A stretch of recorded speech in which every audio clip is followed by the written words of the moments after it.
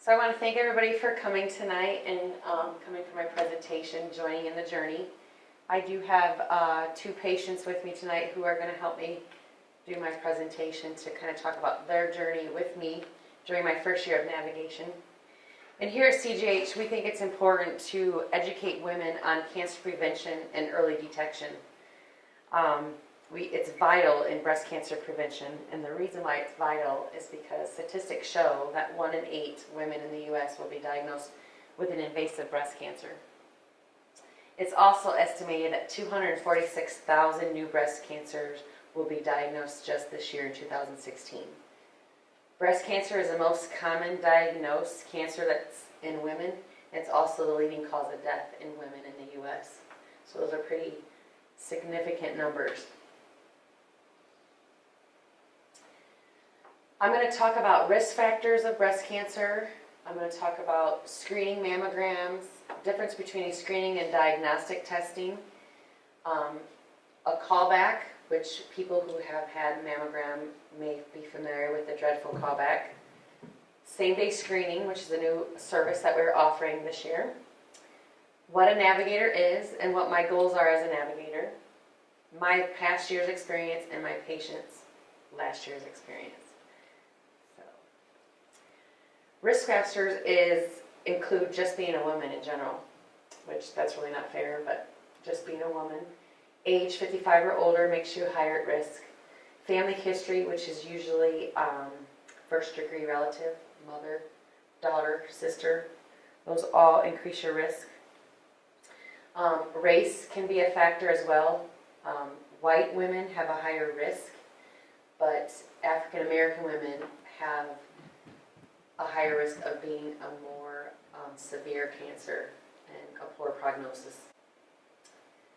A personal history of breast cancer, obviously, if you have breast cancer in one breast, your risk in the other breast does go up. Being overweight, your pregnancy history, never being pregnant is a risk factor, and being pregnant after the age of 30 can increase your risk. Also, starting menopause at age 55 or older can also be a risk, and those are all affiliated with hormones. Hormone replacement therapy such as birth control, those can also cause breast cancer. Drinking alcohol, having dense breasts, which means the tissue is very tight and it's hard to see through in a mammogram. So when you have dense breasts, in your mammogram report it'll say you have dense breasts right in there. It's a new law in the U.S. that they have to report that. American Accreditation of Radiology, they have to report if you have dense breasts. And what that is, the tissue's tight and hard to see through. So on a mammogram, it shows up gray on the image. So that's when they have patients come back for a spot compression, and they try to smooth that tissue out. And usually, they can smooth that tissue out to make that tissue where they can see through it better and clear it up. However, if it doesn't clear up, then that would be an area of concern where more likely the next step would be a biopsy. Lack of exercise and smoking are also risk factors. Now, some of these risk factors, such as overweight, lack of exercise, smoking, drinking alcohol, those are risk factors that we can control. But obviously, with family history and being a woman, those are things we can't control. Risk assessment tool, women can get online and look up their own risk assessment. It's a survey. There's several different types of survey. The one I'm familiar with is the Gale model, and it'll ask you your age of your menstrual cycle, how many children, how many biopsies you've had. Those are all factors that play, and they give you an overall score, and it'll tell you your risk of developing breast cancer. So you can look, just Google online at breastcancer.org, breast cancer assessment, and it'll come up with a survey you can actually take yourself. A screening mammogram should start at age 40. There are some controversy out there what age to start. We recommend, American Accreditation of Radiology recommend age 40. The screening tests need to be done annually. After your screening, the radiologist reads your report. He could find 2 things wrong with it if there's to call, would result in a callback. So what a callback is the radiology read your screening and he saw dense tissue and he can't tell for sure if there's cancer hiding behind there or not. Or if he sees calcifications, which show up as kind of like dandruff, like white specks on the image. Calcifications can be a normal finding, but as they increase, so like there can be random one calcification here, one calcification there, but if there's a bunch clustered together, and if they're tiny and erratic, then that could be a sign of cancer as well. The only way to know if those calcifications are cancer or not is to biopsy that area. Dr. McGlone mentions that calcification is like a footprint. Something's happening in that breast, either an old injury, new cancer, or just old tissue that's aging. So those are all different reasons calcifications can occur. So when women do get called back, I'm the one making that phone call. That's my initial meet and greet with the patient over the phone, is that, this is Erika, I'm calling you. The doctor would like additional images, and I'm explaining to you why he needs additional images, and we make that appointment for you. Once you make that appointment, you come back. They have the images, and before you leave, usually the doctor reads those images, and they're telling you something that day. Either you need a biopsy, or you know what, everything cleared up after we took that sprot compression and you're good to go. We'll see you next year. If you do require a surgical consult or a biopsy, you are having that conversation with myself and the radiologist in my consultation room, and that's where we kind of start the journey.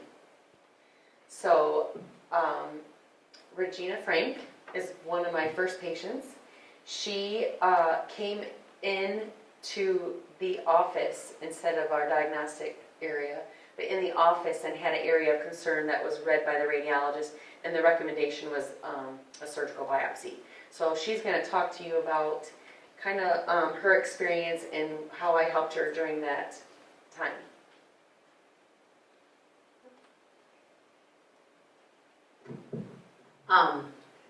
I had a mammogram, and then I also had an ultrasound. And in the ultrasound, there was a spot that they were concerned about. So I went to my appointment, and Dr. Hopping and Dr. Wakefield both decided that I should have the biopsy right then and there, not to wait. So they did the biopsy right in the room and took 4 samples, and 3 of them came back cancer. So then we talked about what the next step would be, and Erika was right there anytime I needed her. If I had any questions, I'd call her. I called her when she was at work a couple times. It was pretty serious. I was kind of scared, and she was there for me. So. Thank you. So 8% of patients that are called back are cancerous. So that's not, it's 8% is a lot, but if you look at the big scrim, there's not that many. But I had 2 patients back to back. I had Regina, who was seen in the office under ultrasound, and then I had Nikki, who was also seen in the office and under ultrasound. And Regina only had to have radiation of that area after that spot was removed. Nikki, however, had to have chemo. So when the patients are talked to with myself and the radiologist, the navigation starts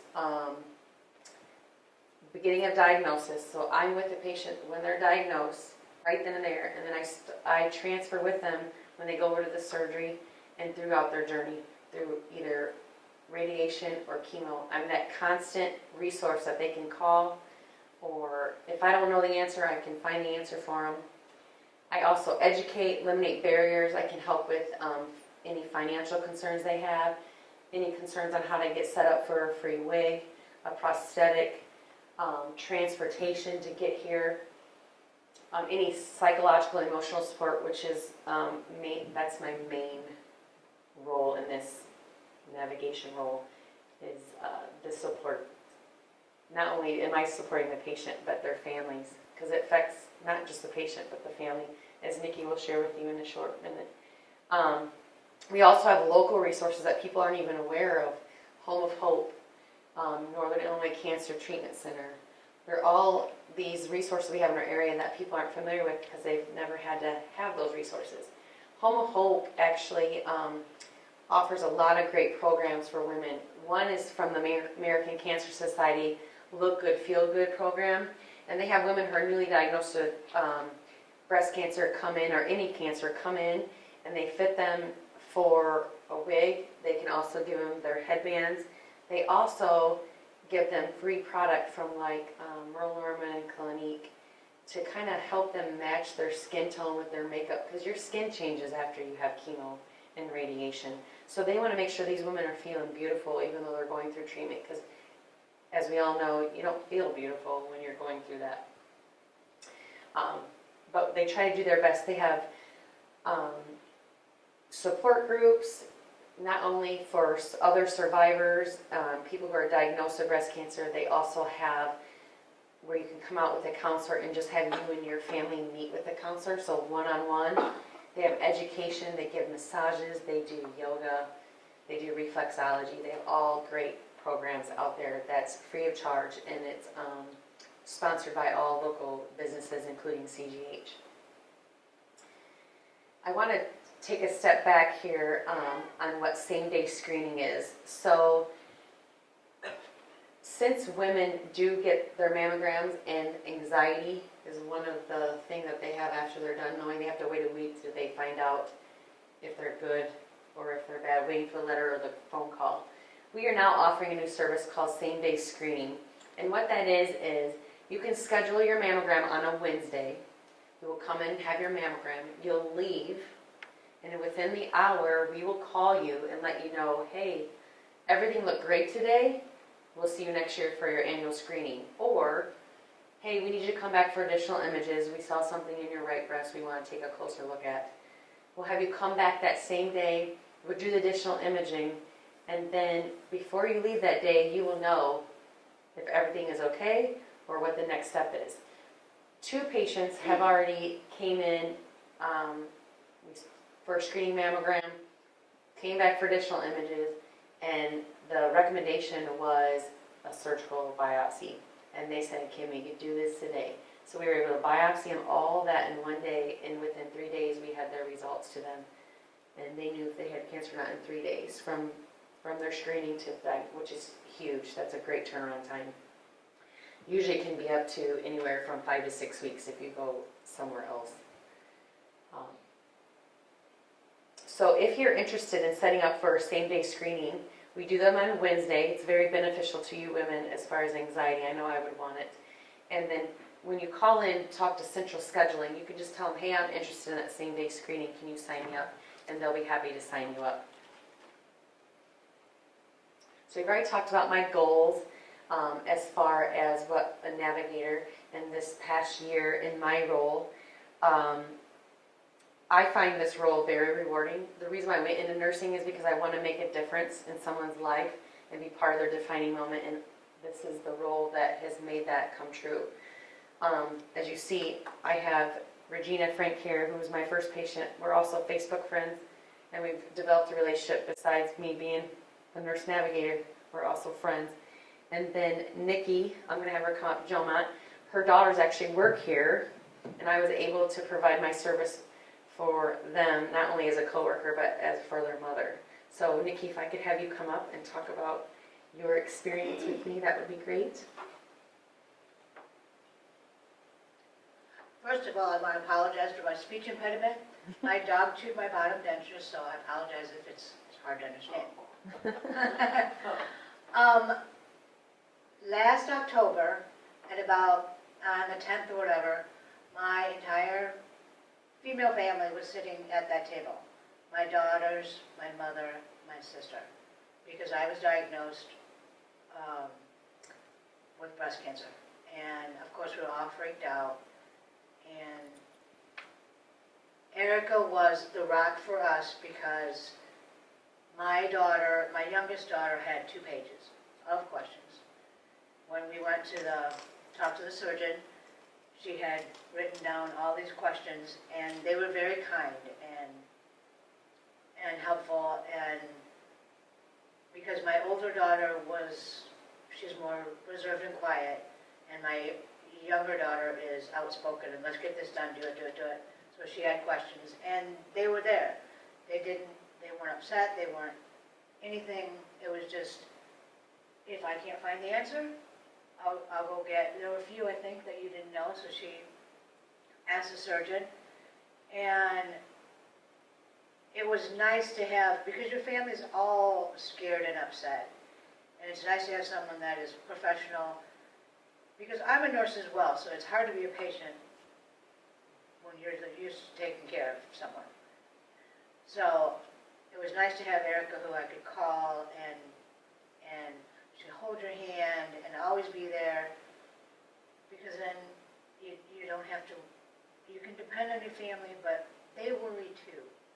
So it was nice to have that extra person to be there. I went through, I ended up having the triple negative, which I fit none of the things to even have triple negative, but that's what it is. So I opted for a total mastectomy.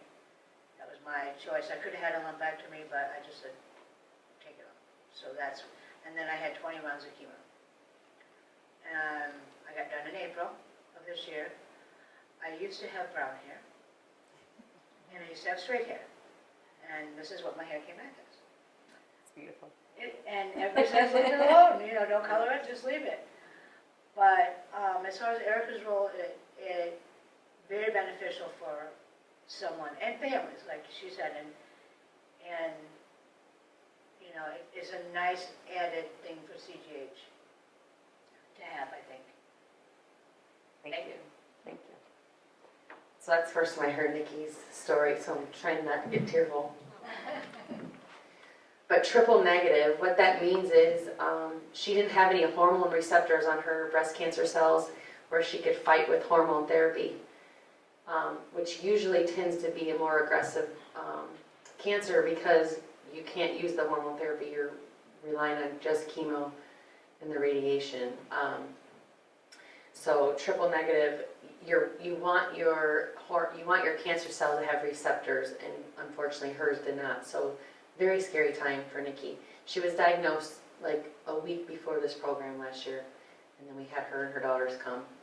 So kudos to both of you for being survivors and being here today to help me. If there's any questions, I can answer any if you have. Do you want to talk about Bonnie's journey and how it's similar but different? So Bonnie Bertolozzi, she couldn't be here tonight, but she was a patient that came in, got the workup, and the recommendation, they couldn't tell by looking at the images if it was cancer or not cancer, which is kind of sometimes the case. You have two options. You can either biopsy it to have peace of mind so you can sleep at night, or you can follow it for 6 months, for 2 years. So some women are okay with following it for 6 months. Some people just need the peace of mind. I need to know if it's cancer and move on. Bonnie decided to do the biopsy. So we did the biopsy. She was very scared because she did have history in her family. I was with her during the procedure, which the stereotactic procedure, you have to lay in your stomach with your breast falling through a hole, and then in the meantime your breast is being compressed. So it's very uncomfortable. But again, I'm there holding her hand and talking to her and guiding her through it, so distracting her. And as I'm distracting her, I find out I'm related to her by marriage from her deceased husband. So I'm like, we're kind of related.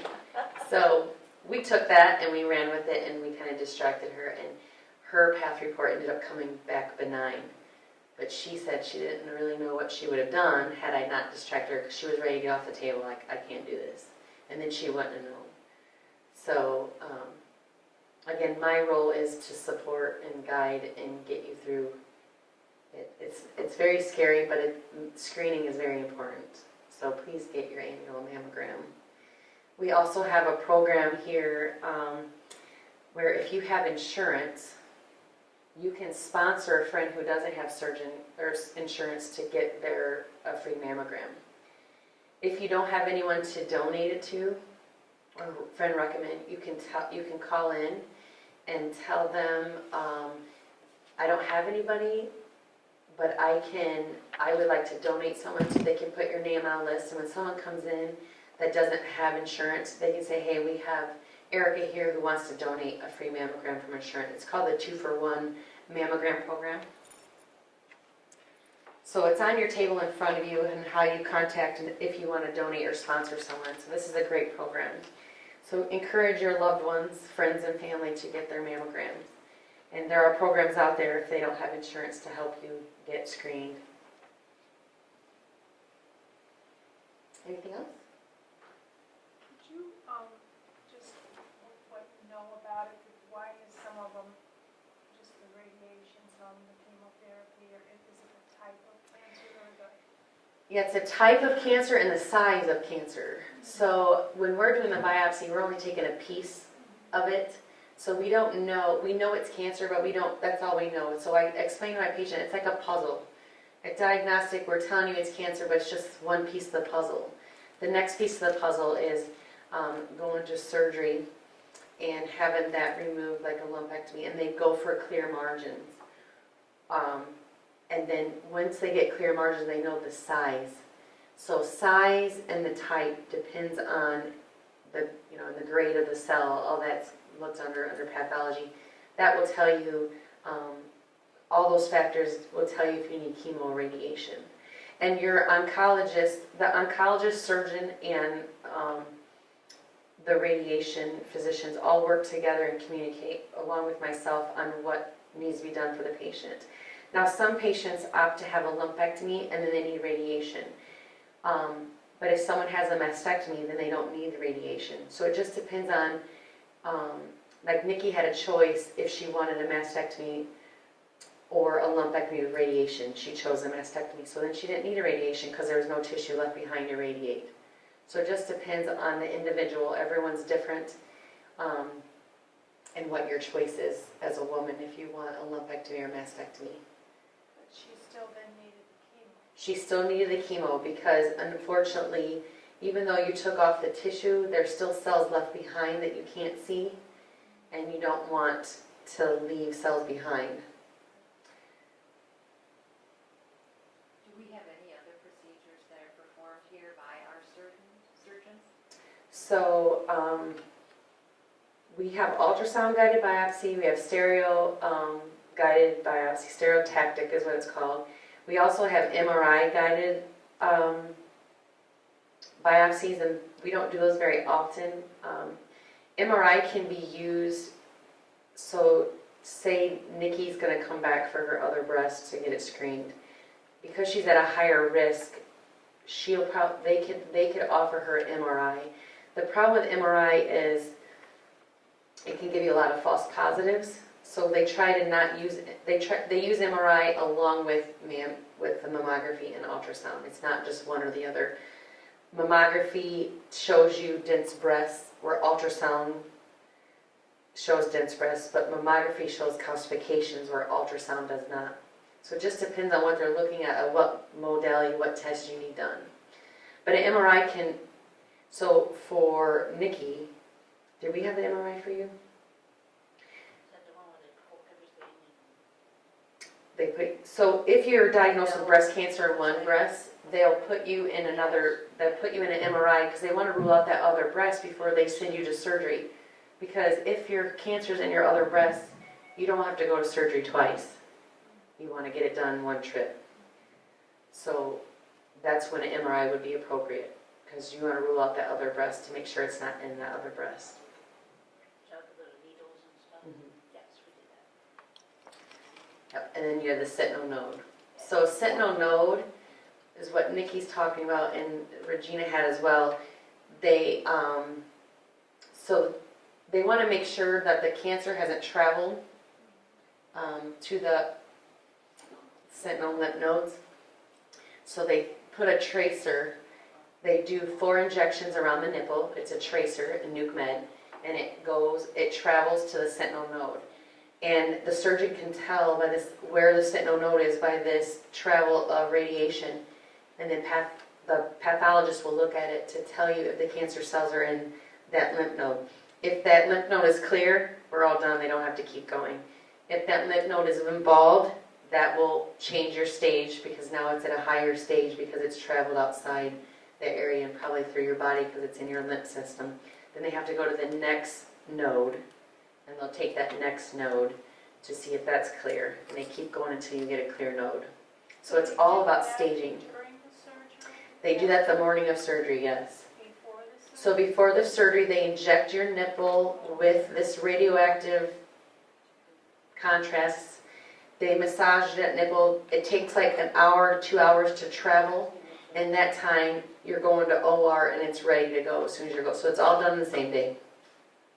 So then they know before you. They'll know before you're going to surgery. They won't know if it's in your lymph node while you're awake, but when you wake up, they usually know because the pathologist is looking. But they don't tell you that because they have to make sure they send it to the lab and look under a microscope. But they kind of know in OR at that point if it's traveled. Mine was in, they took 3 lymph nodes. Mine was in like just a teeny bit, so I didn't have to have radiation. But it was just in the first one, just a little bit. And you were told that that day, correct? So, What is the level of digital mammography that CGH offers? So we offer 2D right now, but we have it in our budget to get 3D for the next fiscal year with tomosynthesis. It's the big buzz. It's very good on dense breasts. So we are going to tomo, it's in our budget for the next fiscal year. So it's 3D imaging, which will help with women with dense breasts to kind of clear up that image so they can tell if the image not going to be cloudy because of the 3D.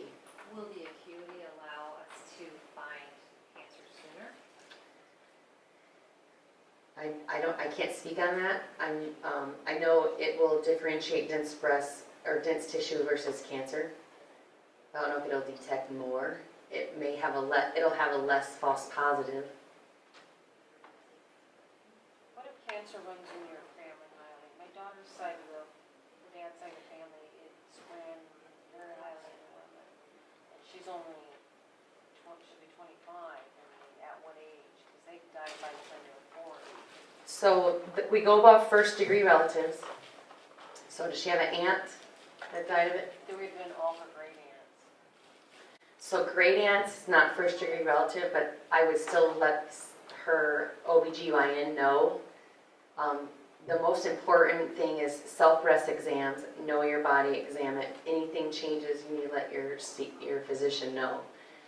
But if it's a first degree relative, then you start your screening 10 years. So if I was diagnosed at age 40, my daughter would start her screening at age 30.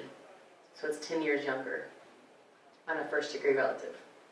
so mine would, Because hers is like really pronounced in that family, that's why I want. I would still have that conversation. You still want to have that conversation with your OBGYN or your primary physician. And you guys talking with your physician, you can come to a plan together on when you should start getting screening. Even though she's not a first degree relative and it's thick in the family, it was just a conversation that needs to take place. The only hiccup would be insurance may or may not cover it, but screenings aren't that expensive. So if it was me, I would just go ahead and do it for peace of mind. I even did the, what's that? What, Angelina, Angelina Jolie, the triple negative, the BRCA gene yeah, test. I even had that even though they told me that I didn't fit the bill for it. And I said, I don't care, I have 2 daughters. They want to know. So BRCA gene is a form of breast cancer that's been buzzkilled from Angelina Jolie. She was positive for BRCA, and your chances of breast cancer is increased significantly with the BRCA gene. So anyone who's diagnosed with breast cancer is offered that genetic testing. Your insurance may or may not cover it, but like Nikki said, she didn't care. She wanted it done so she knew if she had the gene. Because if she had the gene, that's something her daughters wanted to know, because more likely they were going to develop it. Does CGH offer genetic testing? Yes, Dr. Ali Khan has, we don't do the genetic testing here. It's something you do and it's sent off. But then Ali Khan will go over those results with you. So that might be something they mention to you too. Are you interested in genetic testing? Or have they had genetic testing done when they had their surgery, because those women may have had that genetic testing, and if they have had it and they know if they're BRCA positive, then that's something that needs to be shared. Because her grandmother's the only one that has not out of 6 girls.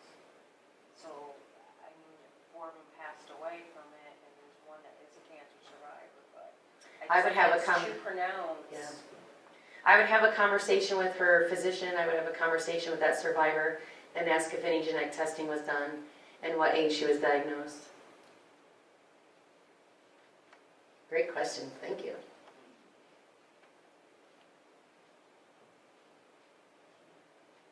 All right, well, I want to thank you. Joan has a few things she would like to talk about that's coming up that we would love for you to join us.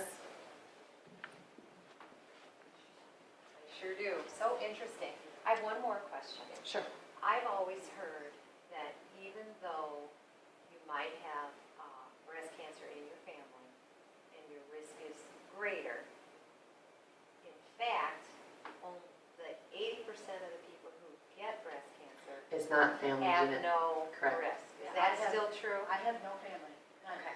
Family history is very small to breast cancer, is what I've been told at these conferences and my education, but it's still something you need to be conscious about. But a lot of women who are diagnosed do not have any family history. Yeah, I didn't have. So it's kind of like catch-22. The key is know your body, do your self-breast exams, and get your mammograms, absolutely. How accurate are they? Mammograms? Good question. I would hope they're good. Since it's required at age 40, they're encouraging it. It just depends on what, again, if you want your screening mammogram that just shows if there's an issue, and then after that, that's when they assign the different modalities to dig deeper, like an ultrasound. So, but I think they're pretty accurate from what I've been exposed to. They were right on mine. When I was diagnosed, I had a lump right here. It was real bizarre. I went in to Kayla Bland.